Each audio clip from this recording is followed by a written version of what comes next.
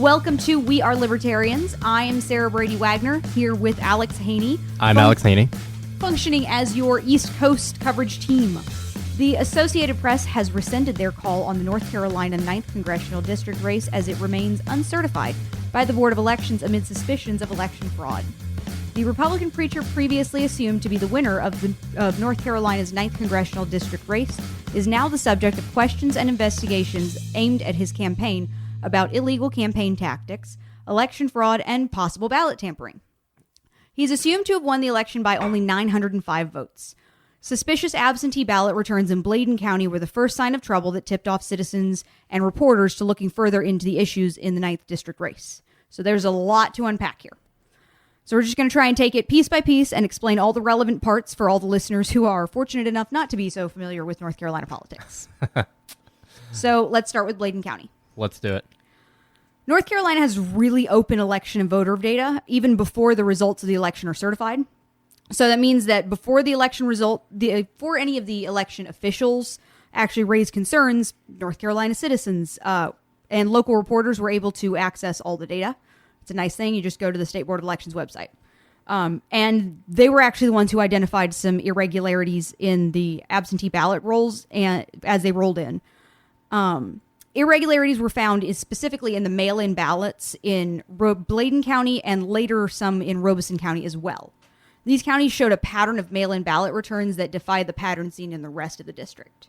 So with the data from the North Carolina State Board of Elections for both absentee ballot and for election returns in the 9th District, you can see patterns in the voting, especially in terms of the types of absentee ballots that were requested, returned, and accepted. And you compare those to the final election results and how they were reported. So in the 9th District, Republican Mark Harris, he secured 49.5% of the vote to Democratic candidate Dan McCready's 48.9%, with a margin of only 905 votes separating the two candidates. The Libertarian candidate, Jeff Scott, garnered 5,130 votes and the remaining 1.6%. Harris won 2 of the counties, Union and Bladen, while McCready won in the remaining 6 counties. In breaking down each county in the district by overall and election results by vote methods, you can see a pattern within those counties. One aspect that stands out is the proportion of overall ballots cast. Bladen County had 7% of its ballots cast via absentee by mail method, the largest percentage of any of the 8 counties. Mecklenburg had the second largest percentage with 6%, but the average was like 3. The average was less than 3% for the entire state. And then you've got Mecklenburg, like you said, at 6, and then Bladen at like 7.5. Yeah, it was notably high for just the mail-in ballots. I mean, more than double. So in exploring more of the absentee ballot data, you can look at both the percentage of by-mail ballots that were requested and accepted upon return. Bladen County saw 22% of its requested absentee ballots come from the by-mail method, which again is the highest of all the 8 counties. Among returned and accepted ballots, Bladen had the highest percentage at 13, with Mecklenburg was 10% and Robeson was 12. 5% were returned and accepted which was more in line with other counties. So in this point, you've already got Bladen is just in multiple ways, just a standout here. So, and it's about to get better. Yeah. So within the 9th District, a quarter of all the requested mail-in ballots were not returned. So 25% on average were not returned. But in Bladen, in Bladen County, that was 40%. And in Robeson County, it was 2/3. So we just have a lot of ballots that were being requested and never actually showing up and being returned. And at this point, suspicions have been raised by people looking through the data and notice some odd data points. So reporters start heading into Bladen County and talking to voters. And this is where things get far more interesting. So the North Carolina Democrats at this point have filed several affidavits from voters saying that they had been visited by people who encouraged or even pressured them to vote, going so far as to assist them in requesting a mail-in ballot and later returning to collect their ballots, sometimes uncompleted, which is a felony. It's called vote harvesting. But it's also not necessarily a new report of something happening in Bladen County. Well, correct me if I'm wrong, but for North Carolina, the way it works is you're allowed to turn in an absentee ballot on your own, or a family member is able to? Yes, it even has to be a close family member. Okay. And you can have someone help you to request it, but it is absolutely illegal to do what they're doing here, which is they've been said to do. And also, the great thing though is the campaign says that they did this. They hired people to go door to door and ask people, "Hey, do you have your mail-in ballot completed that somebody else helped you to get? We'll go ahead and take that for you." Now, we're gonna get into this a lot more, but just to kind of set the stage, is there anyone who thinks that if you're just going around collecting ballots, how many of which did you say were not filled out?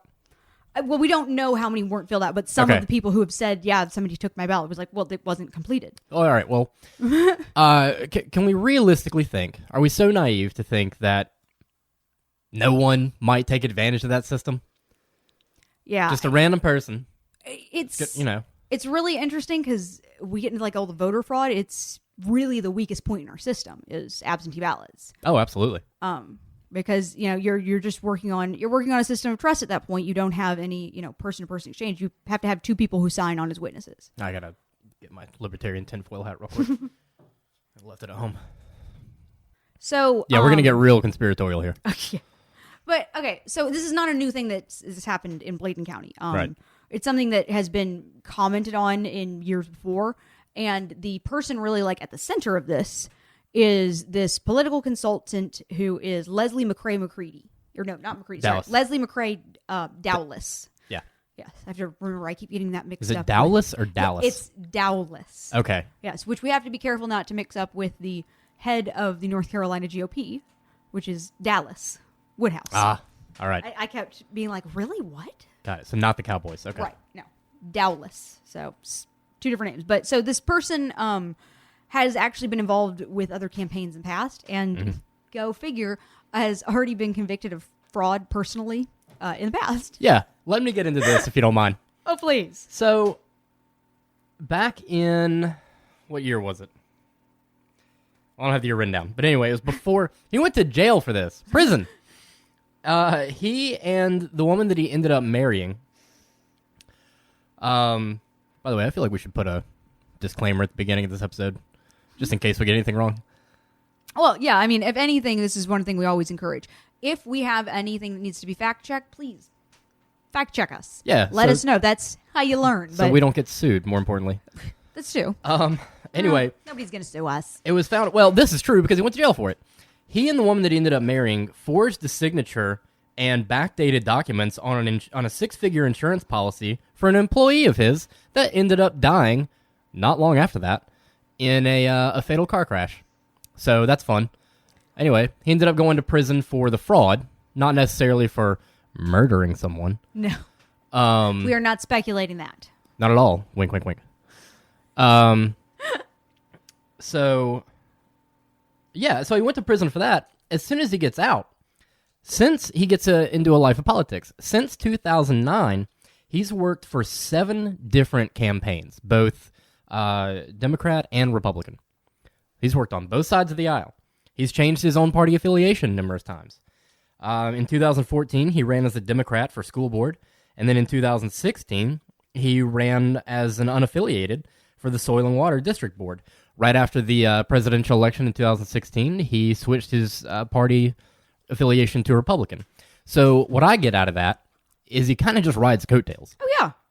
Which He's willing to work for whoever can pay him. Right. Gun for hire. Yeah, and being that he's been in work, in both sides of the aisle, he's worked for everybody, nobody seems to have had a problem with it before now. But now you have a high-profile, close election, so we're now going to have a problem with the voter fraud that both sides have been perfectly comfortable with before. Well, and we kind of talked about this before we started recording. The reason for that is most likely, certainly in my opinion, if it's not a close election, or if it's not an important election, whatever. If your side loses, or if your side wins, why would you complain about voter fraud? Yeah. It's fine. It all comes down to which side loses and are they upset about it, and is it close enough to actually bring this out of the toolbox. Yeah, is this a story that can be made now? Right. Or is it just somebody, complaining about a common practice? Yeah, so let's not think that, the voter board or the election board and politicians suddenly care. No, that's not the case. No, it's just expedient for them right now. Yeah, it's a good story right now. Right. It makes for headlines, and if they're going to make an issue out of it. Well, because why they're going to make an issue out of it? Because that's 2 counties. And remember, the current race is 905 votes between the two. Which is small. It is. And of the 2 counties under investigation, Robeson County had 1,180 absentee by-mail ballots sent out but not returned. Bladen County had 495 requested, not returned. Of those 2 counties, that gives you over 1,600 ballots that may be questionable regarding their return status, because you have people who say that they had ballots picked up. Which is more than enough to cover that spread. It is. So the issue there is not necessarily just going out and trying to solicit votes for your candidate, but also potentially getting ballots that were not filled out and filling them in for your candidate, or taking ballots that were filled in for the other candidate and just throwing them out and making sure they don't get counted. That's more than enough to cover that distance and is enough to bring it into question. And we're seeing this all over the country right now. I mean, just in the past few weeks, what's been in the news pretty heavily, the Broward County election issues down there, where you get like, oh, we just found all these boxes. Weird. Yeah. A couple of minutes after closing time. Orange County flipped 22 seats, I think, which is, predominantly a conservative Republican stronghold in California. Flips 20-something seats. 250,000 late ballots came in. And to get back to our point of ballot harvesting, that's they recently changed the rules over there in California, where now it doesn't have to be a close family member. Oh, you're allowed to ballot harvest. Right. Yeah. You can, anybody can go out and collect these ballots and turn them in. They even had people calling the board saying, hey, is this random person that I don't know allowed to collect this ballot? Okay, yeah that's not going to cause any issues. Exactly, right. So while we're worried about voter fraud, we're also making it way easier to commit voter fraud. Right. It's almost as if we're not actually worried about voter fraud. Right, and so, it's one of those things that comes up because, okay, at the same time that all of this is going on, where you have these questions of not voter fraud necessarily, but in this case it's election fraud. Because voter fraud is what they're debating right now, what the rest of the Republicans are debating in the North Carolina General Assembly. So you have Mark Harris, who is the Republican candidate, and he is the presumed winner, but now it's a questionable race. And the Republicans in the North Carolina GOP was just silent on it for the longest time. Dallas Woodhouse, who's the state executive director, he made a comment that we should just go ahead and certify the race, because even if there is fraud, it's not going to be enough to cover the distance anyways. We've got this case of election fraud, but then the General Assembly is currently arguing about voter fraud, in-person voter fraud specifically, because we passed this nice new amendment that means we have to have photographic ID. And now they're all debating. The interesting is they're still debating whether or not voter fraud is an issue, or how big of an issue it is, to kind of determine how strict they want to make the law. Well, I don't think there's any question that it's an issue. It's a matter of how is it a big enough issue that it's worth, really putting effort into combating. Yeah, that's what we don't know. Yeah, well, and what really kind of highlights here is that we do know that there is an issue with absentee ballots. Sure. And instead of addressing that, we're arguing about if there is an issue with in-person fraud. Right. And I really love, when I was looking more into this, David Lewis, who is a leading member of the GOP in the North Carolina General Assembly. He is a big proponent of photo ID, and he had a great go through the motions that the other presidents go through of right. there are these